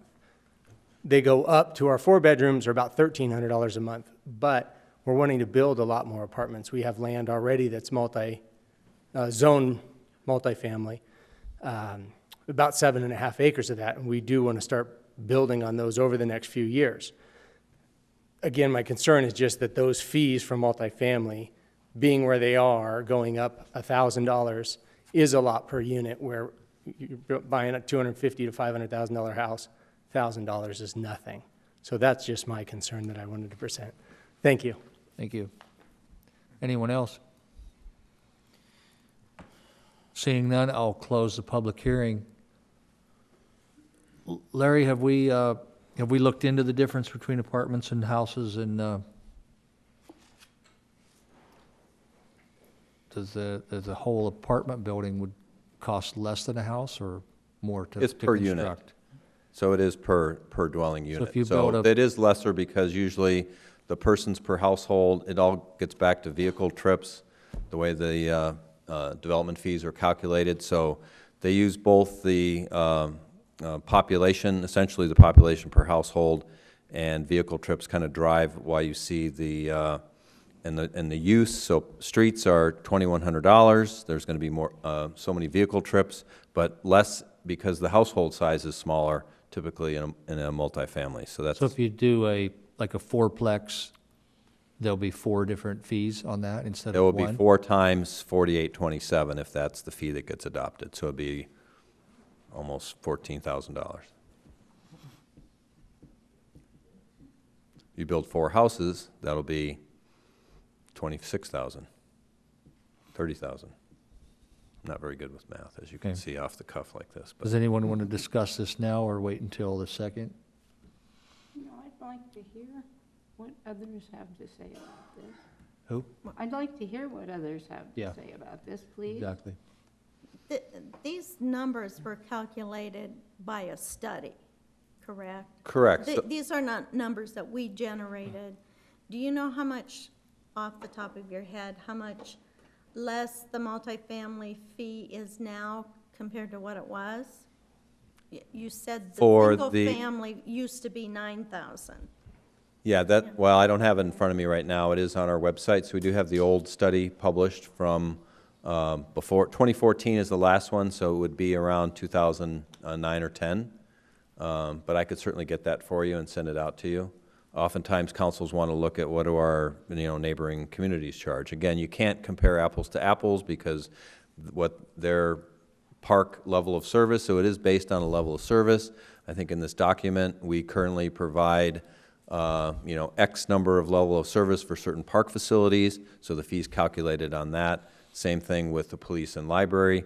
In the past, the library, there was not, or at this time, police has gone up because they're projecting a minimal expansion to police facilities based on growth, and for growth to pay for itself, then the police fee went up a little bit. So it's all based on the study, based on the assumptions that we get on population growth from MAG. So we're using state demographer data, we're using data directly from MAG, and then based on the level of service that we currently have, you can't make new residents pay to, create capacity that we should have already had. So that's why you see a little bit, road costs are going up. I mean, to pave, a mile of road, it's more expensive now than it was 5 years ago. But I can certainly get you we can go back to 2002, I think I have the data as to what all these fees were, and then I can get you, if you want to know what Queen Creek or Mesa, the closest cities, I can certainly get you what those are. That would be It would be helpful. very Yeah. interesting to see that information. I'll get you that take me a few days to put it together, but I'll Yeah. certainly get it for you. If you so take you'll- a drive on the surface streets in Mesa and Gilbert, you're just seeing apartment going up everywhere, and we are being left behind. So if there's any way we could incentivize, to get housing out here, I think it would be helpful. So a couple thoughts on that.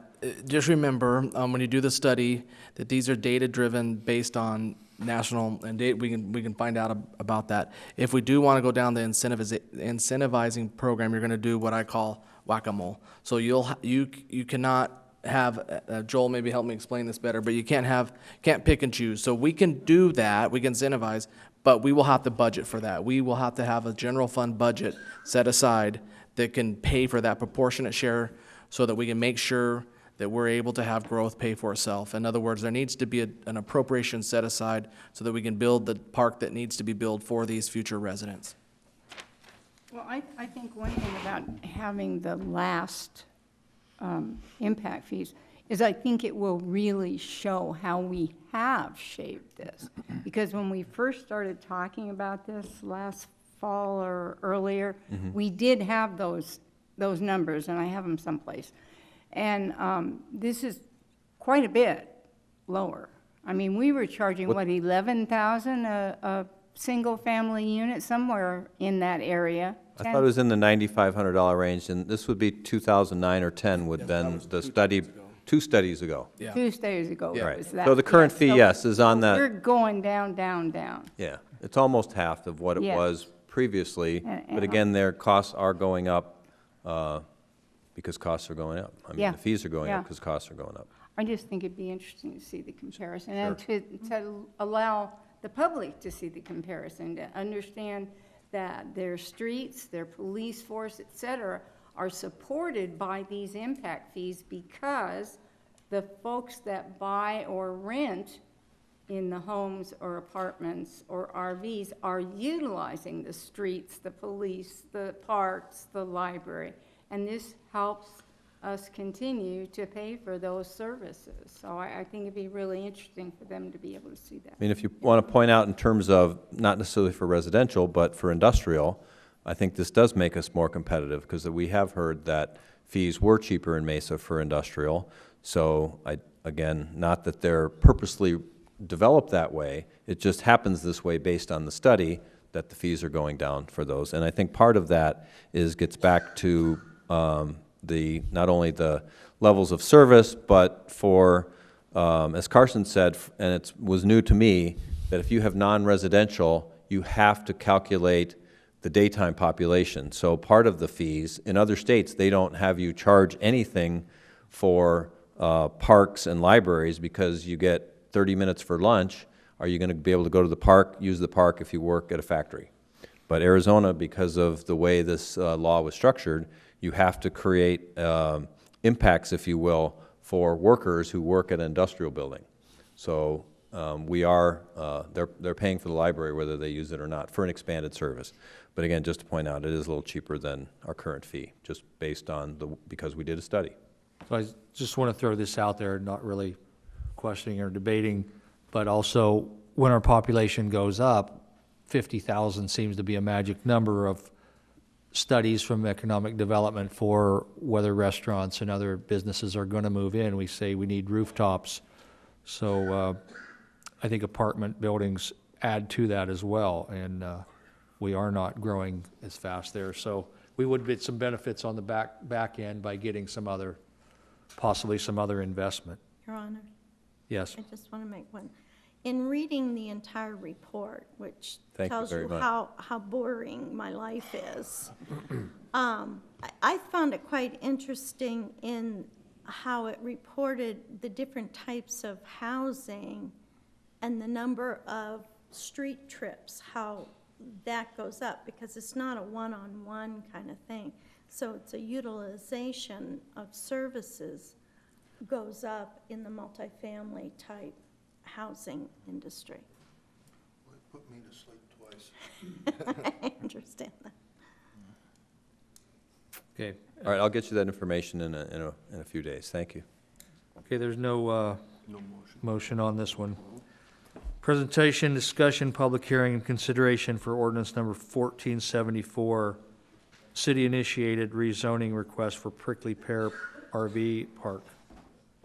Larry again. Good evening, Mayor, Council. I want to introduce Kelsey Shattuck. She's our intern that's working on this case. It is right along the trail, and I think it's we haven't had a lot of controversy about it yet, but I'll let her take it over. We gave her an easy one. All right, so good evening, Mayor and City Council members. Again, my name is Kelsey Shattuck, planning intern here. And this is a city-initiated rezoning of the Prickly Pear RV Park from recreational vehicle park to Old West Commercial by Plan Development. So the Prickly Pear RV Park is located at 1630 West Apache Trail at the intersection of West Apache Trail and North Ironwood Drive. This RV park is located on 2 parcels and is currently zoned Recreational Vehicle Park, or RVP. And there's also a billboard located on the property in the southeast corner of the T-shaped parcel. So this map shows the current zoning of the surrounding properties. As you can see from the map, there are both residential and commercial properties in the area. To the west, you have RVP, RS20M, and B2. To the north, RVP and B1. And to the east, B1 and B2. So again, this is a rezoning from RVP, Recreational Vehicle Park, to B2/PD, Old West Commercial by Plan Development. And planning staff sees this as an opportunity to eliminate 2 non-conforming uses on the property, the billboard and the RV park, and to allow for future commercial redevelopment of the property. And staff recommends approval of PZ-1-19, subject to the conditions of approval found within the draft ordinance. So that's all I have for tonight, if you have any questions. I thought this is where the new Cracker Barrel was going. No. That's just a rumor, I guess. So if we approve a change of zoning here, do these RVs get moved out? No, so it's just a rezoning that if the property owner decides one day to sell, that they would have a B2 zoning versus an RVP. But the PD allows the RV park to stay there until the property owner decides otherwise. Well, trapped. Okay. Your Honor? Yes. I have a, the parcel to the west of this, I believe, is where Apache Junction Motel is. And is that correct? And why is that zoned RVP? Is that, I mean, because it's not a mobile home park, it's a motel. Oh, come on, Rudy, you sat there all night long. Up, Rudy, up. Nobody talks too fast. History. Councilman, Mayor Surtee, Councilwoman Evans, the old RVP zone is a holdover from the county. There are many things in Apache Junction that don't have correct zoning districts applied to them. I think the motel used to be actually zone TH, and when we adopted our new code in 2014, for whatever reason, we put an RVP zoning on it. It could have been RVP or MHP. In many cases, we tried to stay consistent with the zoning that had been there before. I agree, it's not an appropriate use, it's not appropriate zoning district from that property. It's just kind of an inherited situation. Well, I just was wondering that, because this is a city-initiated rezoning, why were we not throwing that in too? Because it would benefit them as well, having the correct We zoning. have not had that discussion with that particular property owner. The reason we're bringing this case before you tonight is because we have had many discussions with Mr. Stokes and Mr. Irian about their desires also for future commercial opportunities on the property. Basically, it increases their property value to offer it for a future commercial redevelopment. But, you know, maybe it is worth a conversation with the gentleman who owns the hotel as well. So just to clarify, this is city initiated, but there's been conversations with the owners Yes, too. part of that negotiation had to do with the billboard coming down this August. And he took out some old apartments that were basically not habitable anymore. So part of the deal was, you know, you can replace 3 RV spaces where those apartments used to be. Can we get the billboard taken away? Can we create a commercial redevelopment opportunity? And that's basically how that conversation evolved. Right. Okay, so we do know that the lease is up on the billboard in August, because this said that it would be removed at the end of the current lease, but it didn't state a date. It's up in August? I believe Kelsey? I believe it's up in August. Yeah. Okay. Is this park on the sewer system? And will these 3 new units be on the sewer, or is this a septic park? believe That it is. doesn't sound right, but It it's might park be on septic system. I'm not sure. We don't have, this is one of those parks that we don't even have a plan for, not even a fire department schematic. So there could be community septic systems. Normally, it would be 4 or 5 units to a septic tank. But any commercial redevelopment would absolutely have to be on Have to be sewer. on the sewer. Yes. Okay, thank you. Okay, this is a public hearing. Would anyone like to speak on this item? Hearing and seeing none, I'll close the public hearing. Any more discussion? Then I'll ask for a motion. Your Honor, Yes. I move that ordinance number 1474 be read by title only and the reading of the entire ordinance be waived. Second. Roll call. Councilmember Schroeder, Yes. Councilmember Barker, Yes. Councilmember Evans, Yes. Councilmember Struble, Yes. Vice Mayor Wilson, Yes. Councilmember Rizzi, Yes. Mayor Surtee. Yes. Ordinance number 1474, an ordinance of the mayor and city council of the city of Apache Junction, Arizona, amending the Apache Junction, Arizona zoning ordinance by amending the zoning district map, city of Apache Junction, Arizona, changing the zoning district classification for the property described in the rezoning case PZ-1-19, a city-initiated rezoning from recreational vehicle park, RVP, to Old West Commercial by Plan Development, B-2/PD, repealing any conflicting provisions and providing for severability. Your Honor, Yes. I move that ordinance number 1474 is read by the city clerk be approved and adopted. Second. Roll call. Councilmember Rizzi, Yes. Councilmember Evans, Yes. Vice Mayor Wilson, Yes. Councilmember Barker, Yes. Councilmember Struble, Yes. Councilmember Schroeder, Yes. Mayor Surtee. Yes. Unanimous approval, Your Honor. Presentation and discussion on the establishment of an Apache Junction Census 2020 Complete Count Committee.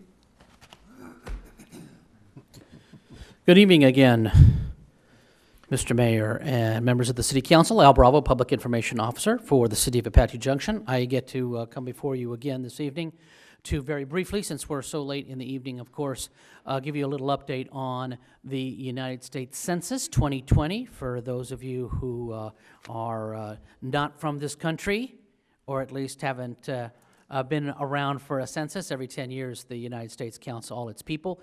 It will do so again on April the 1st, 2020, and as always, the Federal Census Bureau will embark on a campaign to let everybody know how to register for the census, which of course we have done every 10 years since time immemorial.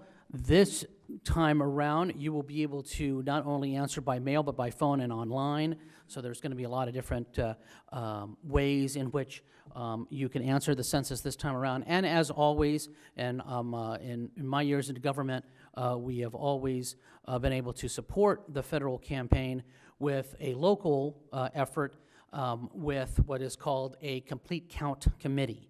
And that is a committee that is made up of community members, obviously elected officials, government officials, but also people from the business community, from the education community, from the nonprofits, from the faith-based communities as well. And we have begun that. We had our first meeting earlier this year. We will have another meeting coming in June where we actually have folks from the Census Bureau who will come in and help us learn how to run a complete count committee, a lot of the activities that need to be done to make sure we get the word out over the next several months leading up to the beginning of 2020 when you will receive your census form or call in to fill out your census form or fill it out online as well. Obviously something that is very, very important for all of us. So anybody who is interested in serving on that committee, who can represent a member of this community or a group in this community is welcome to contact me. We will be meeting on June the 6th, as you can see, in the conference center here at City Hall. And we will continue our training looking forward to 2020. We know how important it really is.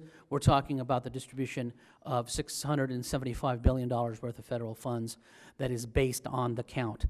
You can do the math It can be anywhere from several thousand to $10,000 to $20,000 per person, depending on how many people live in your particular community. And as the mayor said, a lot of things are based on that number. That number is hovering right around 40,000 right now for the city of Apache Junction. Some major milestones are coming our way. We have to make sure we're, accurately counting.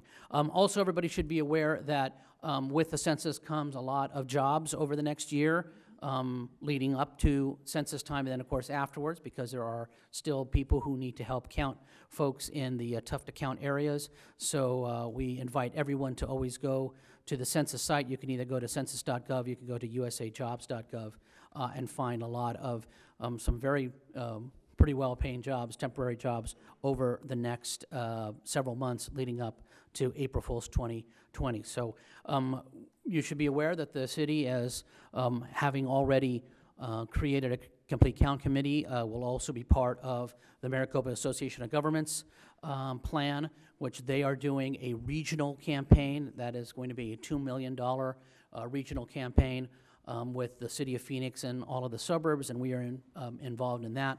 I'm also going to be representing the city there, as well as at the state level. There is also a state coalition. They're having their first gathering on Thursday. I will be there as well, as we, like I said, go forward to make sure that we try to count as accurately as possible, even those folks who may not be here all 12 months of the year, that they register here in the city of Apache Junction. So we want to make sure everybody knows that we're off and running. Like I said, if you have a particular group you'd like to represent in the Complete Count Committee, then please do get a hold of me in the Public Information Office so we can include you in our next gathering, our next training, June the 6th. There you go. Any questions?